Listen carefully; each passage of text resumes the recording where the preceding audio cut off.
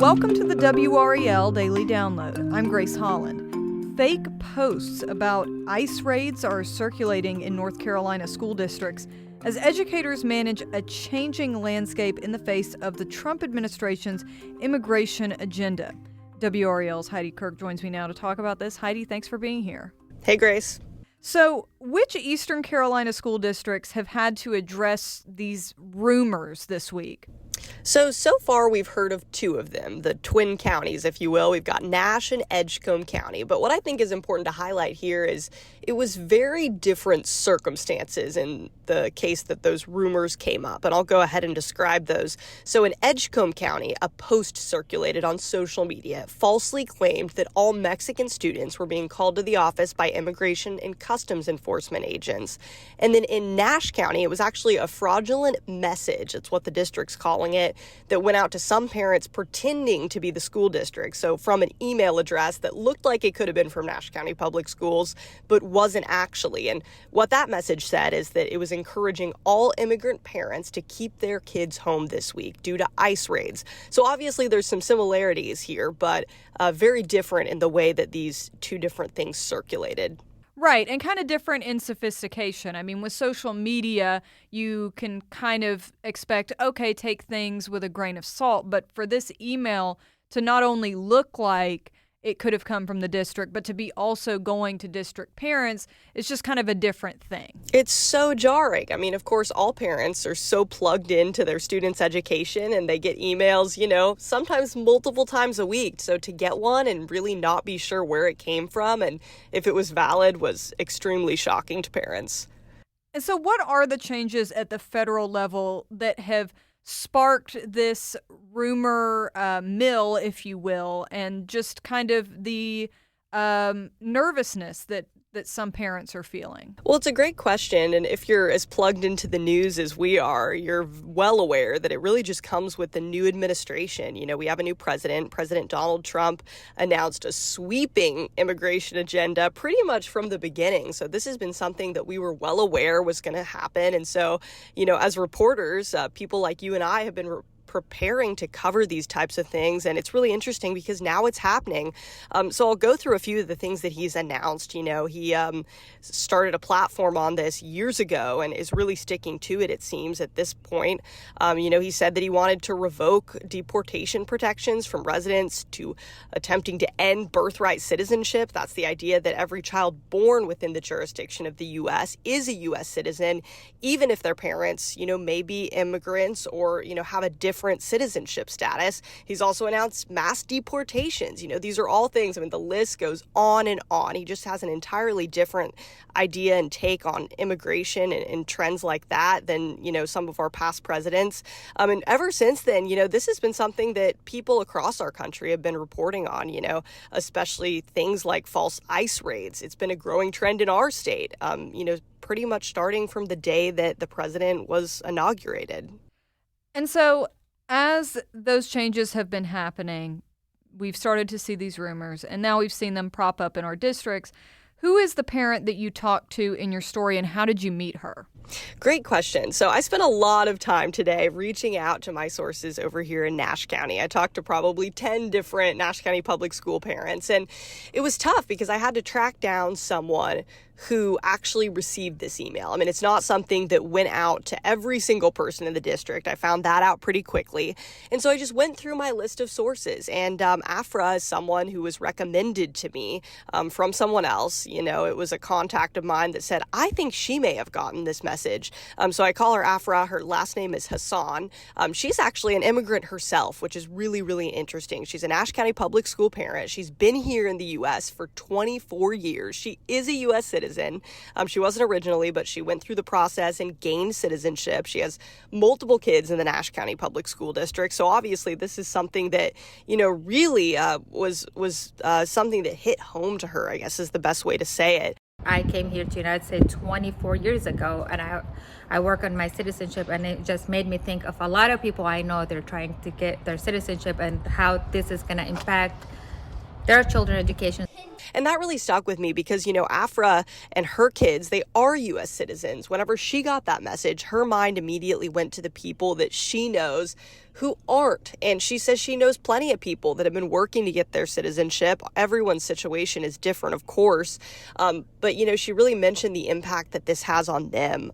She said she had a conversation with someone who she knows in her life who, actually is a U.S. citizen, but did immigrate from Mexico. And she was telling me that, that person actually chose to keep their kids home because they were so nervous about this message. I mean, can you imagine going through that, getting this message and just knowing that because of the race of your kids, you might need to keep them home? It was really jarring. And so, not only did she, feel quite shocked when she got the message herself, but her mind really went to all the people that she knows in her life that this could really affect. And so, we just had an open-ended conversation about it. And she walked me through the, 5 different emotions she was feeling when she got this message. And then whenever she got a follow-up from the Nash County Public School District, really minutes later that said, hey, this was a false email that went out.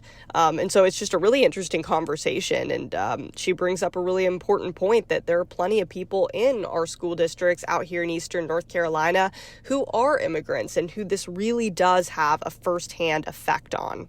Let's take a quick break right there and we'll be right back.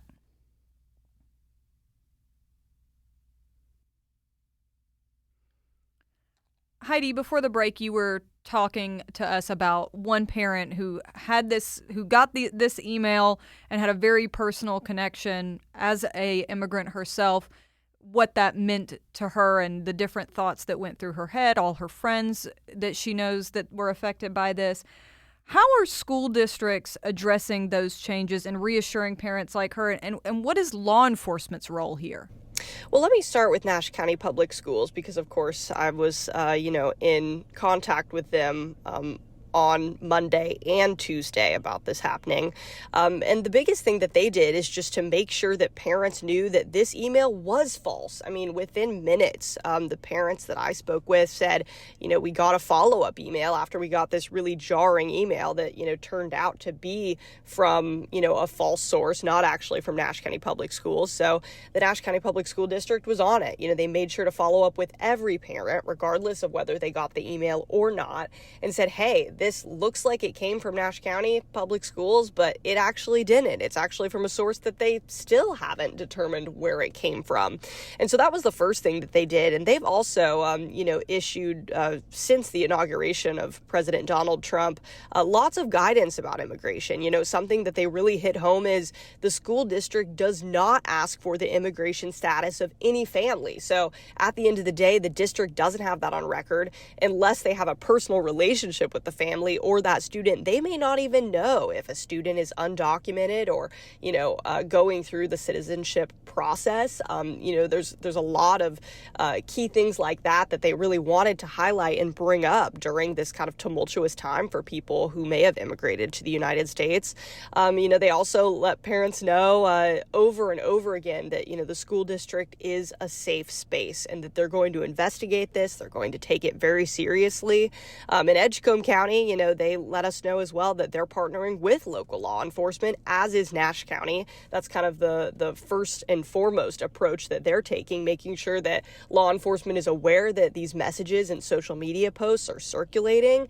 And, I spoke with the Nash County Sheriff on Tuesday, and what he told me is that, hey, people could face charges for this. So, if it is someone locally in this community or it's, a national group that's sending out these threatening messages or social media posts, if it is tracked back to them, which there are tools to do that, they could face charges. And so I think that's something that's really important to highlight. Sometimes we cover these hoax calls or hoax threats, if you will, and it actually can be tracked back to a student in the school district, and they do face charges for these things. So, they essentially are reassuring parents by saying, we're going to look into it, we're going to take this seriously, and so far it really appears that they are. And for parents, how can they make sure that they're getting accurate information about their district's policies? Because especially in this email situation, this wasn't as obvious as say like, oh, well, this is a social media post. Who knows if it's real or not? Like, it seems like there were several steps you would have to go through to think about it and to realize exactly what it was. Definitely. And that was something that I thought about all day because, I had a copy of the incorrect email that went out, and then I had a copy of the ones that came out from, Nash County Public Schools that, were correcting it and saying, hey, that was not from us. And it's not easy. And, I basically compared them side by side. I looked at both emails, and a few things that just from my perspective that you can do is, make sure that the URL that you receive that email address from, if it's an email, make sure that it matches the one that you've received communication from the district via before. That's really important, and it might take an extra couple of minutes. You got to pull up those emails, you put them side by side, check out the URL, make sure that it's coming from the correct address.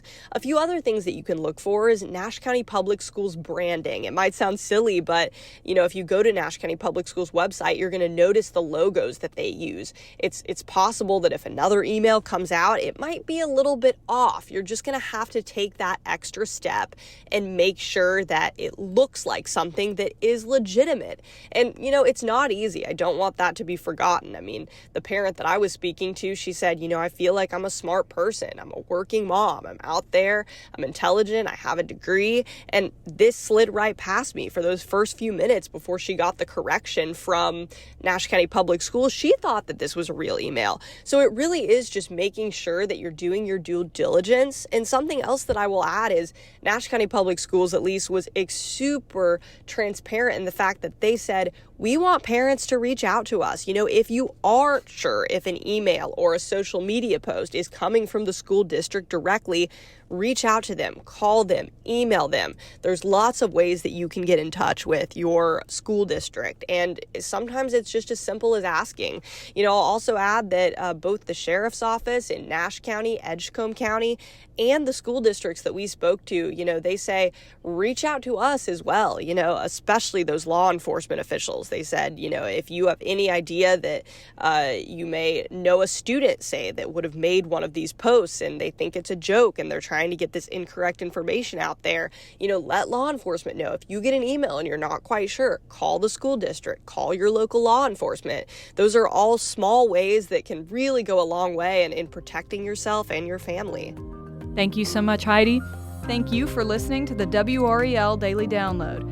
Another great way to get WRAL news is the Morning Briefing newsletter. It's a daily email with Triangle news, events, and headlines to help you get ready for the day.